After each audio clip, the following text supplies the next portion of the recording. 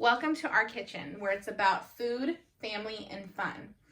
Tonight, we will be making the best, most flavorful beef vegetable soup, and we're gonna do it in the Ninja Foodi. It's got tons of flavor, tons of vegetables.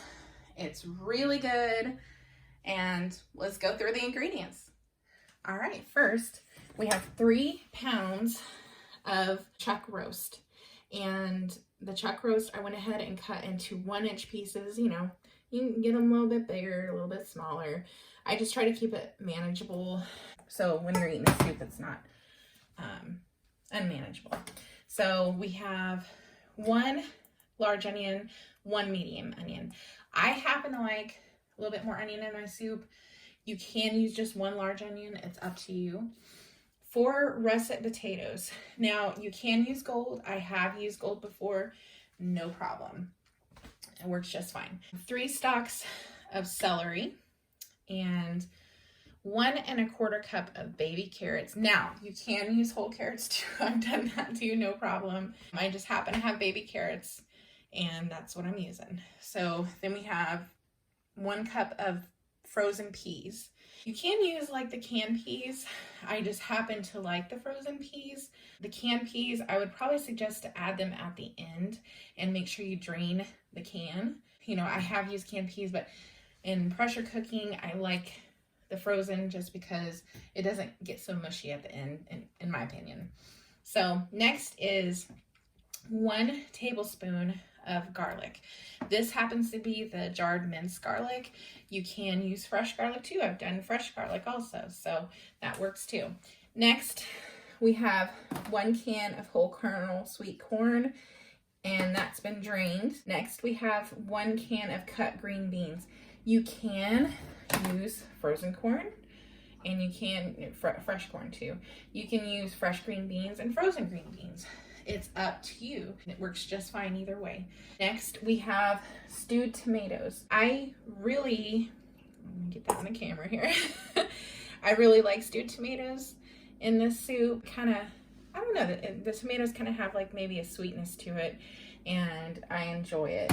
You can use fire roasted tomatoes or regular, whole tomatoes, cut up and everything if you want. I just happen to like stewed tomatoes in mine.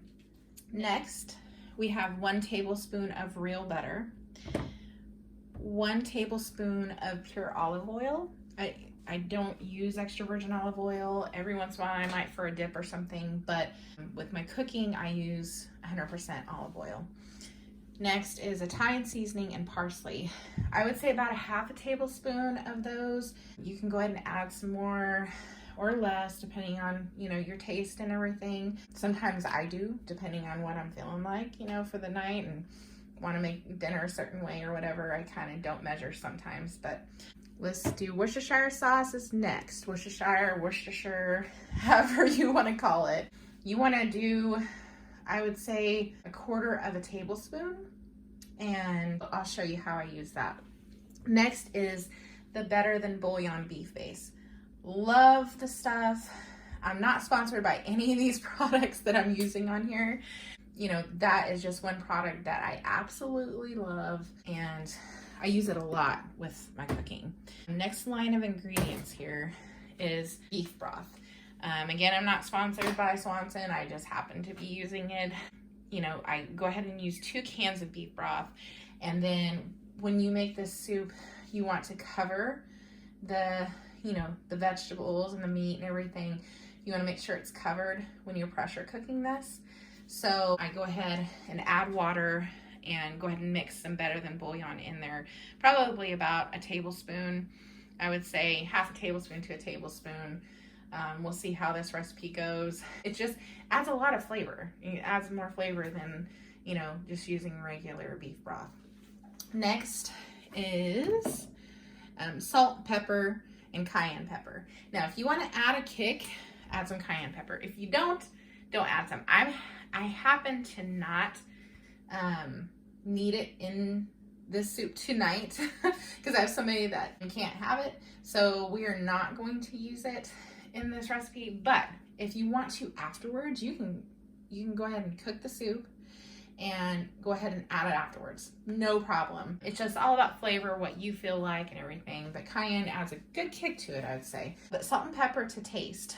I like to taste, you know, the broth of the soup just to see and adjust from there, whether it needs a little bit more salt and some pepper. I usually add, you know, for sure those ingredients, but you know, it just depends on what's going on and how it's tasting. So let's go ahead and go to starting to cook. Okay, the first thing you want to do is you want to go ahead and hit the power button on the Ninja Foodi, and we're gonna do sear saute. And hit start. Okay, so, and go ahead and put it on high. What we're wanting to do is we're wanting to brown the meat. It's a browning process. To me, it's pretty important in my soup making to brown the chuck roast. It adds, it's a process, I think it's called Maillard. Somebody correct me if I'm wrong. But it, whenever you do the browning process, it caramelizes the meat. It goes ahead and gives it great texture.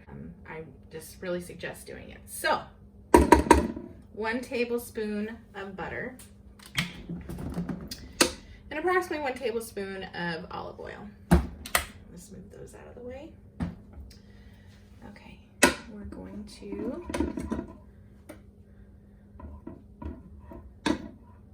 let that get hot. Why I do olive oil and butter is because the olive oil, I like both flavors of butter and olive oil with my cooking, but the olive oil and the butter seem to work together and they don't smoke and burn and things like that. They can, but not as fast as they would if they were just by themselves. That's why I do it. Okay. And the Ninja Foodi is pretty good about sauteing and stirring. That's one thing I like about this. Sometimes I use just the pot just to cook something in the sear saute function. It works pretty good. I use the Ninja Foodi for everything. I use it for making breakfast and for, you know, just whatever I feel like making. I hardly use my stove.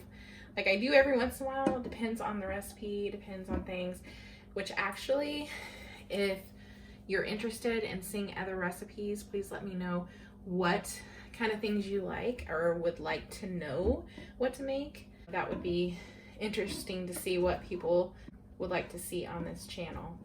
And I will do my best, or, you know, see what I can do about finding out how to make it if I don't know. We're gonna go ahead and start putting the chuck roast in because it's gonna start searing it now. And 3 pounds is a lot, so you're not gonna get like some major caramelization, but it's good just to brown the meat. Gives it a good flavor and good texture.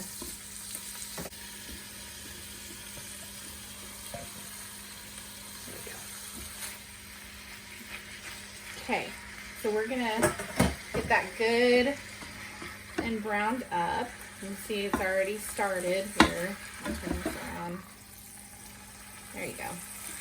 So we're gonna let that brown on all sides, preferably as much as possible, and we'll be back as soon as that's done. Okay, I wanted to just show you, we're getting some browning done, and you'll get some liquid from the meat and everything. That's okay, no problem. Just keep browning and browning. Now, you don't want to fully cook the meat. Just try to get it browned, you know, most of the way. And we'll let that go just a little bit more, and we'll be back. Okay, next, the browning process is almost done. It's not taking that long at all. Again, I just didn't want to bore you here. So next, we're going to go ahead and add some parsley. Like I said, you can start it with a 1/2 tablespoon, 1/4 tablespoon to a 1/2 tablespoon. I'd say I put in about that much. Next, some Italian seasoning. Italian seasoning, I like because it has some thyme and rosemary and oregano. Again, we're gonna add a good amount here. Then we're going to add some of the Lea Perrins. Now I just shake this in. I would say probably about a half a tablespoon here. Okay. And then we are gonna go ahead and shake a little bit of salt and pepper in here. I'd say maybe go ahead and put like 1/8 of a teaspoon. Let's do a little bit of pepper. A few shakes of salt, a few shakes of pepper. Nothing much. And again, we're not putting cayenne in there. You can add it at the end. You can add it in there. Just be careful when adding it in there for, you know, before you eat the soup, because you don't want to get it too hot. Now let's go ahead and stir this. Okay. Get all the herbs and the seasoning mixed in with the meat. Kind of flavor the meat a little bit here.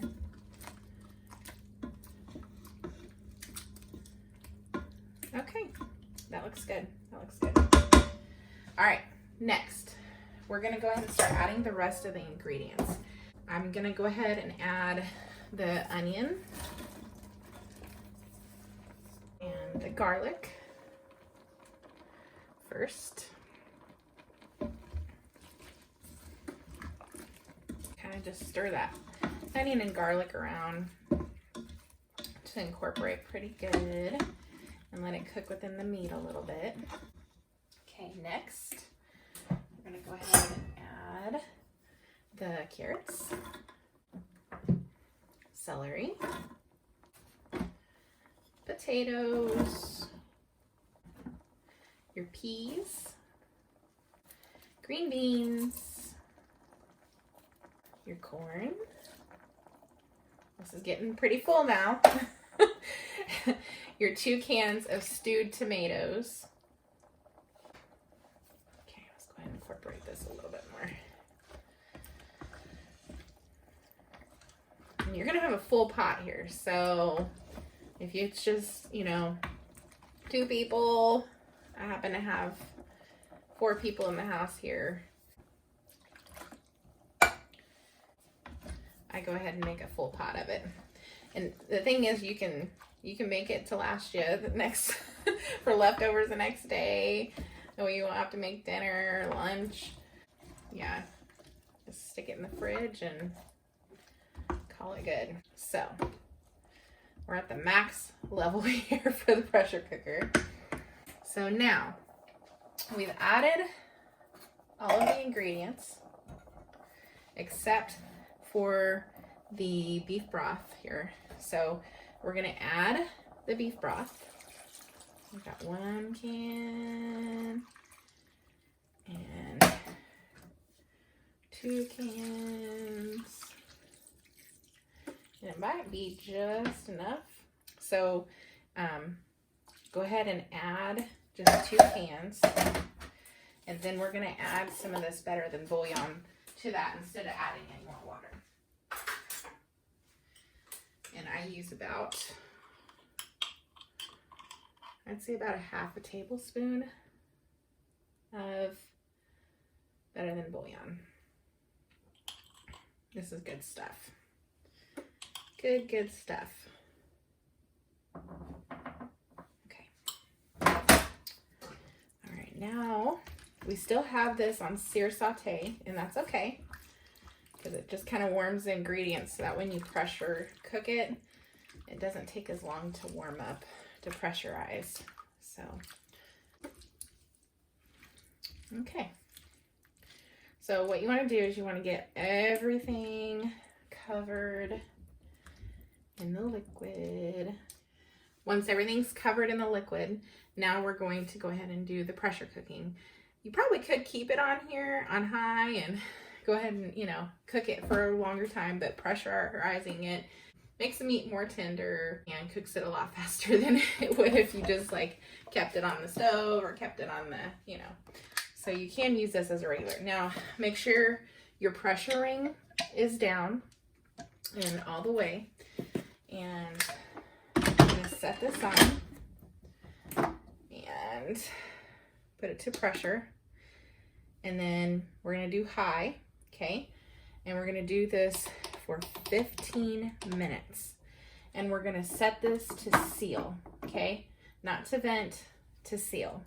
We're gonna do 15 minutes, high pressure, and then we're gonna go ahead and do natural release for 10 minutes. Okay, we're back. I just wanted to quickly let you know it took about approximately 20 minutes to build up the pressure, and now it's counting down from the 15 minutes. As soon as the 15 minutes are done, we will not flip the switch to release the pressure. We will wait 10 minutes and do a natural release, and it'll start counting up. So once it hits that 10-minute mark, then we will do a quick release and release the pressure after that. It's counting down. Now it is done, but we are going to go ahead and do a 10-minute natural release. So we're not going to do anything for the next 10 minutes. All right, we are now at 10 minutes, and we're going to go ahead and do a quick release.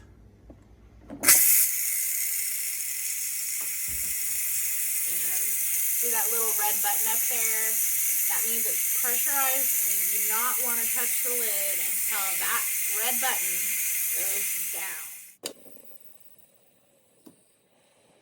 All right, and it took approximately 13 minutes, a little over that, to totally release the pressure. Okay, now you've released the pressure. I always check a couple of times to make sure that the pressure is released, and then make sure that red button's down. You want to turn your lid and open away from you and put the lid to the side. You want to give your soup a stir, and then once you do that, you know, go and taste your soup, see if it needs more salt, more pepper, and I will be back to show you a taste test. I'm here with my beautiful daughter Mila, and we're about to do a taste test for the soup. She loves this soup, actually, so she's like, can't wait to eat it. Is that good? Yeah. That's really good, huh? All right, you want some more? You want some more? You approve? Yeah? You like it? Now I'm gonna try the soup here. It's really good. Hold on, it's cooled down enough to where you can have some. Here's a pea. She really likes this soup. It's really, really good. Oh my gosh. All the vegetables are really tender. They're not overcooked. Let's get rid of. You want another pea? All the peas, they're not too mashed. They're a good consistency. They're not too hard, not too mushy. Everything, and the meat is really tender. It's like, here, let's give her another bite. Here, you want a green bean? Let's give you a green bean. She loves this soup. Please like and subscribe. Let us know. Let us know what other recipes you would like to see. Also, let us know what, if you made this soup, what you took away, what kind of vegetables you maybe added to it that I didn't add. It's got really good, like the meat and the vegetables and everything add just a great flavor to this soup. Like the salt and pepper that I added was just enough. So, but again, like and subscribe. And thank you for watching, and we'll see you next time. All right, time for Mom to do a taste test. I'm Robin. This is Mila. Again, and we're gonna do a taste test for Mom, okay?